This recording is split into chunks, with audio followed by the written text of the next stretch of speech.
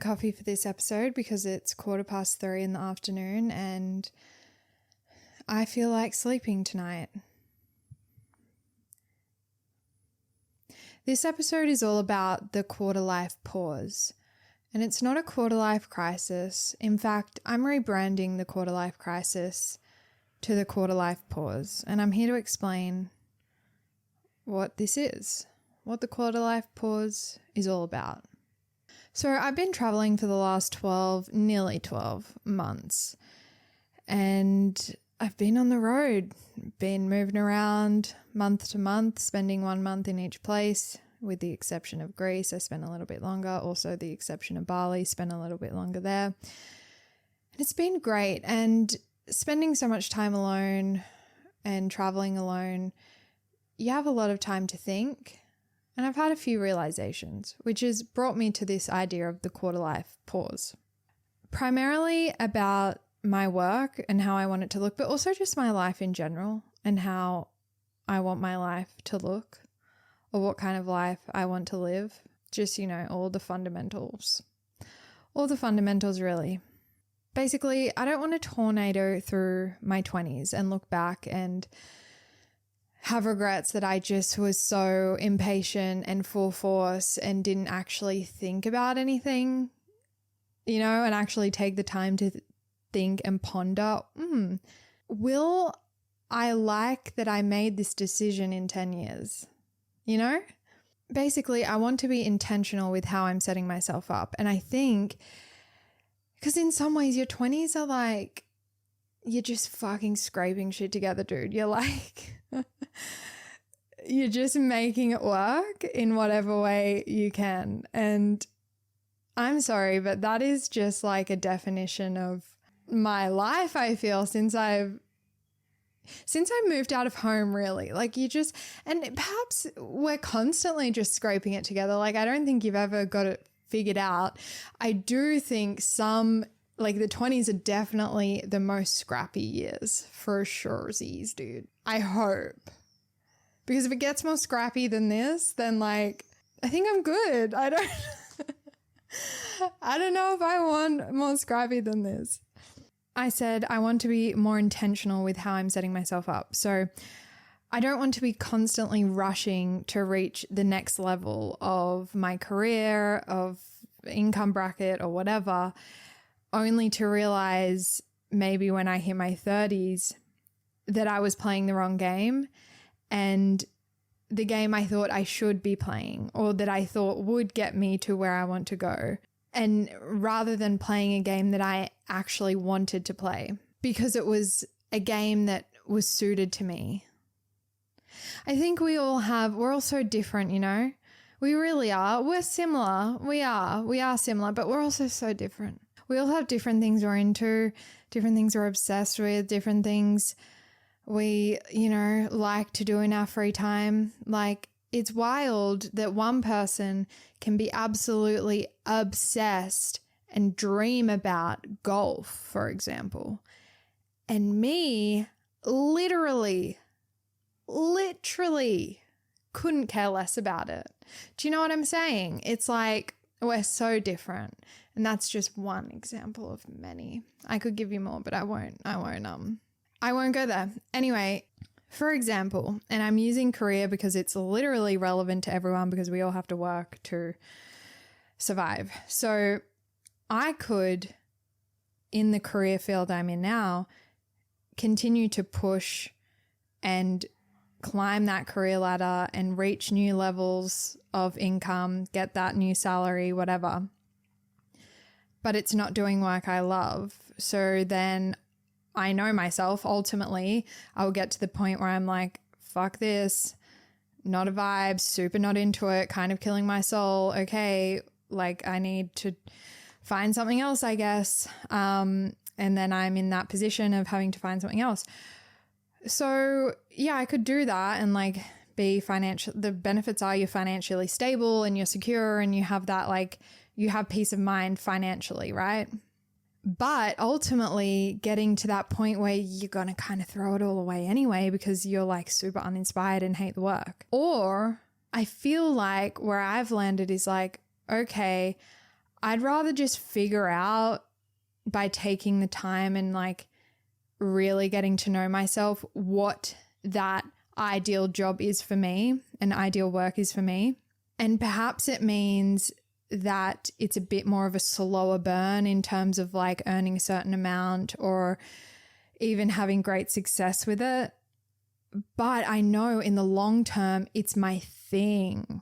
It's what I'm going to be able to spend the next 20, 30, 40. How old am I? I'm going to live till like 80. Anyway, so you get my point though. I'm going to be able to spend the rest of my life, hopefully. I'm sure there'll be little pivots within, but the rest of my life dedicated to this work and this career. So a sacrifice in the beginning, but in the long run, and perhaps a more challenging path and maybe a less common path, so there's a lot of self-doubt around it, but in the long run will be so worth it in terms of fulfillment and financially, because I believe that I will see greater financial returns if I'm doing work that I truly, truly am obsessed with and love. It just makes sense that I would have more success in the work and then success financially and be able to generate more money from it because I'm able to give so much of myself to it because it's an extension of me essentially. I'm just so obsessed with it. So it makes sense that I would be able to earn more from that. Obviously there's nuances to these situations and blah, blah, blah, but that's my, vision, belief, whatever. Now, let's define some things. The quarter life pause is not about taking a time out or a free pass from doing the work. Quite the opposite, in fact. So this is what the quarter life pause is about. Overall, pausing all the noise and shit that doesn't matter so you can focus on the areas of your life that need attention. 2, working hard, being dedicated and focused on the right things. 3, working smarter, not harder, ruthlessly and unapologetically following what's most important to you right now, focusing on what makes you feel good mentally and physically. They're just some dot points I wrote down in terms of, basically I'm just describing what I'm, where I'm at right now and what I'm doing, and I named it the quarter life pause. So, if it's relevant to you and you feel like you want to do a quarter life pause as well, then you can do it with me. So what it looks like for me. So as context, as I said, I've been working remotely for the last 11 months and it's been amazing. And, it's been amazing. It's been a great time. Learn a lot about myself and all that shit. But I'm feeling very cold home. I'm feeling like I really want a solid base, and I could go and set up somewhere for a few months, right? And stay there and have a solid base. I could do that. So yes, I'm craving a solid base, but I'm also craving, honestly, connection, socialization, connection with my family, friends on the Gold Coast, like just some Australian coffee, some Australian banter, Oh, I miss the banter. Banter with yourself just isn't the same, maybe for the first couple of days, but then gets real old real quick. No one quite has banter like Australia, I will say. Like, haven't yet come across. Maybe the English didn't quite get to London. It was, what do you say? Loosely planned, but I'm tapping out. I'm like, I just feel really cold home. And anyway, so moving on. So what the quarter life pause is looking like for me. Well, I'm pausing travel for the moment and the constant moving around. It has been amazing, but I just feel very called to go home, connect, regroup, be stable. And I'm pausing self-doubt and shiny object job opportunities and just laser focusing in on the long-term vision. So when you pause shit, like I said, it doesn't mean that I don't want to work hard and continue to move forward. So when you pause shit, you have to embrace other shit. So I'm very eloquent today. I say that as if I'm usually eloquent, but I'm not. So, anyway, so I'm embracing having a consistent home base for 2 to 3 months, backing myself with my creative work 100%, creating a healthy work environment, more focused work, and ergonomically friendly, because my back is sore from all the shitty beds I've been sleeping in. Reconnecting with friends and family, having my bed, lol. Creating and collaborating with others, fixing my hamstring injury once and for all. Yeah, I've had this niggle. I won't call it chronic pain because it's not painful per se. It's like if the pain is maybe like a 3 out of 10, but it's constantly there and it's reduced my flexibility on my right side to like, it's reduced it by, I would say, like 60%, which is just annoying because it restricts me. And I like to be agile and feel good in my body. And it's just something I've been struggling with for probably 6 months because, well, it's kind of embarrassing how it came about, but I'll tell you. I was overstretched during a Thai massage. She pushed me too far, dude. And I heard a little boop. And yeah, that's the story. It's not that embarrassing, actually. It's probably quite common. And the quarter life pause can apply to all pillars of your life. Like, for example, for you, it might be that you want to go all in on your health and you want to focus in on your health, pausing all the shit that is not conducive of you improving your health, physical health, mental health, whatever it is. For someone else, it might be a work focus. For someone else, it might be a family focus. It might be a significant other relationship focus. It might be a friend focus, it could just be one of the pillars or it could be a combination. I have a bit of a combination going on. I have like the environment, having a consistent home base, work, and relationships as well, friends and family. And I don't know where bed falls into, I guess environment or like health, because it's like, I'm not being precious with the bed thing. I kind of thought I was, but the reality is after 11 months of traveling and sleeping in, shitty Airbnb beds that are just like wafer thin mattresses that are put in because they're fucking Airbnbs, so it doesn't matter. It'll hurt a girl's back. Can confirm it will hurt a girl's back. I'm fine.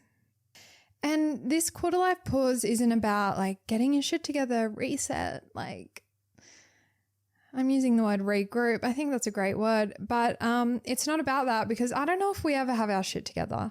Like, I think it would be really an elite move to be the type of person that's like, so that reframes that, like that's so happy not having their shit together.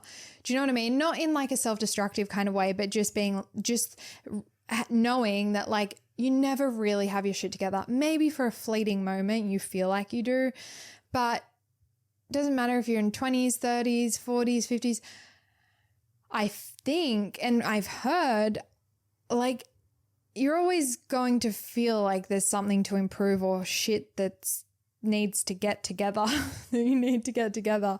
So this isn't about getting all your shit together. It's more about being intentional and working smarter, not harder, and setting yourself up to be in the best possible position to get close to having your shit together and feeling a bit more like peace of mind and like you're not just absolutely drowning in this wild thing called life, At least that's how I'm viewing it. I don't want to drown. I want to fucking float on a sunny day in the south of France, looking up at the blue sky and the clouds, knowing that I don't have my shit together, but I still feel good. I had a moment like that literally like that. I don't know. I've never been a great floater, but something about the water, dude, in the south of France, it allows me to float really well.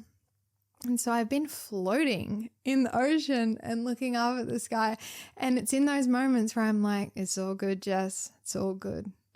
Yeah, it's not all good, but it's all good. Do you know what I mean? You know what I mean? I'm sure you have moments like that where there's things that are not ideal, but it's all good. It's all good. I don't feel like that is a great place to be or a mood to be in, and I love when I'm in that mood. I'm not always in that mood, but it's a great mood to be in. Anyway, we're getting a little bit off track, so I'm going to steer us back to land this plane. I should have been in news reporter. So as I said, I'm currently in France, but I've decided, so I had booked this trip like literally 6 months ago. A hack as well when you book so far in advance. Everything's so affordable. This was the last place that I had booked, and I wasn't really sure what I was going to do after France. Was I going to, well, I knew I needed to get out of the Schengen region in Europe, so I was maybe going to go to London. Austin was really calling my name. I felt really drawn to go to Austin. I also had this random urge to go to Seoul in Korea because I got into like watching Seoul apartment tours on YouTube, and I was like, could visit. Anyway, so yeah, I wasn't really sure. And then while I've been here in France, don't get me wrong, I've literally loved the south of France, and I'm in Menton, and it's so, so beautiful. Like I'm just, oh my God. I'm so glad I came here. It's been amazing. But I just have this really strong desire. Home is calling my name, baby. It's calling my name. And it's out of my control at this point. My brain, I've been dreaming of home. And this is the first time in my travels in the last 11 months where I've felt like extremely drawn home. But not just that, there's something interesting. So I feel called home to my hometown, Foster. So I've spent the last 7 years before I went traveling on the Gold Coast, which I absolutely love. I studied there and yet has it been 7 years? I think it has, because I studied for 4 and then I had maybe 6 years. And I fucking love the Gold Coast. It's amazing. It's home to me. And I will return there one day. But I feel drawn home to Foster, and I'm not really sure why. I think part of it is like I really want to reconnect with my family and spend time with them. And Foster's also so beautiful and chill. And so I want to be in that environment. Also, all of my shit is in Foster. That's where I left it all. I don't think it's that though. And also, I think one of the key things is I don't think I'm done traveling. Like I said, I really want to go to Austin and South Korea. And who knows what other places I feel drawn to within the next couple months. But because I'm not done traveling, I don't really want to set up entirely on the Gold Coast just to go off again in a couple of months. So I think that Foster is the best place for me to go. But I'm not going to lie, it did cross my mind, am I being soft, returning home to the town that I grew up in? You know? Like that did cross my mind. Like if you had told me that even a year ago that I would want to go and be in Foster, and this sounds rude because Foster is literally amazing, but if you had told me that I would choose Foster over the Gold Coast, I would have laughed and been like, lol, no. But that is the choice I'm making. And yeah, I'm just like, okay, I'm going to be fucking really honest. I'm like, but it sounds rude. Anyway, this is just how I felt. I felt like, did I lose? Do you know, like not a loser, but did I lose the game? Am I a failure for going home to Foster? because in a way it's like there was so much I wanted to accomplish while I was traveling and yada, yada, yada. And yeah, and I'm still going to do all those things. It's just something about returning to your hometown. I feel like, I don't know if anyone can relate to this. It's fucking, like, I'm going for 1 to 2 months. It's not like I'm moving back there and buying a house and settling down. So I need to get over myself. But I'm just sharing that because it did cross my mind. I was like, am I like failing at this life thing because I need to return home and like regroup and blah, blah, blah. Like, that's what I was thinking. I don't know if that's totally irrational or if other people have been in a similar situation and felt that way, but that's just how I felt. So, but then I kind of basically I rationalized that no, it wasn't a failure. Obviously, I'm going home for 1 to 2 months. I'm going to enjoy it, spend time connecting with the fam, spend time in a beautiful place. Like, Foster is so beautiful. And do some trips up to the Gold Coast to connect with people up there. And it's going to be time. And I'll have like a solid base, a solid working environment where I can just focus. And yeah, to be honest, if I did go to the Gold Coast, there would be so many amazing things that I would want to do and people to see and yada, yada, so many distractions, which is probably not what I need right now. So I think Foster is the perfect solution. And to be honest, when I lived on the Gold Coast, I wouldn't go home very often. I'd probably go home once or twice a year and I'd only go for a few days. So I feel like I really want to go home and connect, like I said, with my family. And even, and like, I want to, I don't know if this sounds weird, but I've been thinking of how I can do that. And this is very specific, but like, I want to have 2 nights a week where I cook for mum and dad, and then like a cleaning day, because I've never asked mum, but I definitely think her love language is acts of service. So just like doing a clean around the house for her.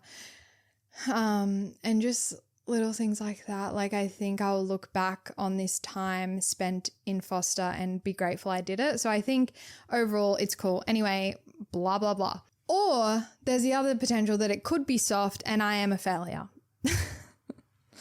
Anyway, this is a podcast episode. It's also going on YouTube. I am posting 2 times a week on YouTube, once a week for the podcast. And I have a few ideas for directions I want to go with the YouTube videos, but I thought this quarter life pause could be interesting to document, mildly entertaining perhaps, to document while I'm back in Australia. So, do you think this would be interesting is my question. If not, be brutally honest and say boring. Maybe in a private DM, because my feelings get hurt easily, unfortunately. You wouldn't think it, but I'm quite sensitive. So what would it look like? Well, it would look like I'm dreaming of this shit, dude. I'm dreaming of setting up my room and my bed, setting up my office, like having my permanent recording gear, my camera gear set up, like going all out with the desk situation. Like I literally dreamt about it. So I have a deskie, right? The sit-stand desk. And in my dream, I pressed the button and the desk lifted and like I had it all set up and I was just like, get me home immediately so I can play with my deskie. It's so funny because these desires really came out of nowhere. Like, I was fine. I'm still fine, but I was just like so on that travel grind. Not that it's a grind, but you know, on that travel bandwagon. And then I woke up one day and I was like, the deskie is calling my name. And then I couldn't stop thinking about it. And then I booked a flight. So here we are. Anyway, so it would look like, getting my setup in order. I'm also desperate. I'm going to get back into yoga. I'm also booked in for my hamstring with the physio, documenting some of that stuff. Of course, lots of coffee content. I have Oh my God, I'm so excited for Australian coffee, dude. I'll be doing a couple of trips to the Gold Coast, documenting that. What else? Oh, of course, my some cooking content for the family. I want to learn how to cook for more than one person because I've become incredibly selfish. So can document some of that. And then just scenes around Foster, really. And of course, just thoughts.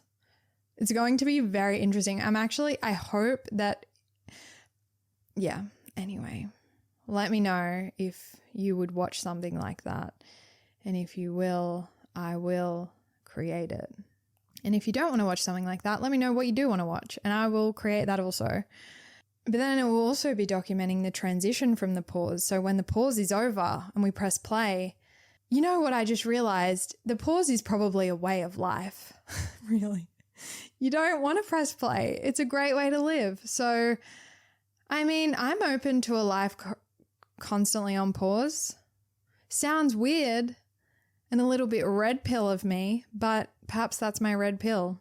So, yeah, and then life after the regrouping, I guess, if we're maintaining the pause. So whether that's in Austin, South Korea, or maybe I hang up the boots. Is that the saying? I throw in the towel and I move back to the Gold Coast. Who knows what the future has in store for me?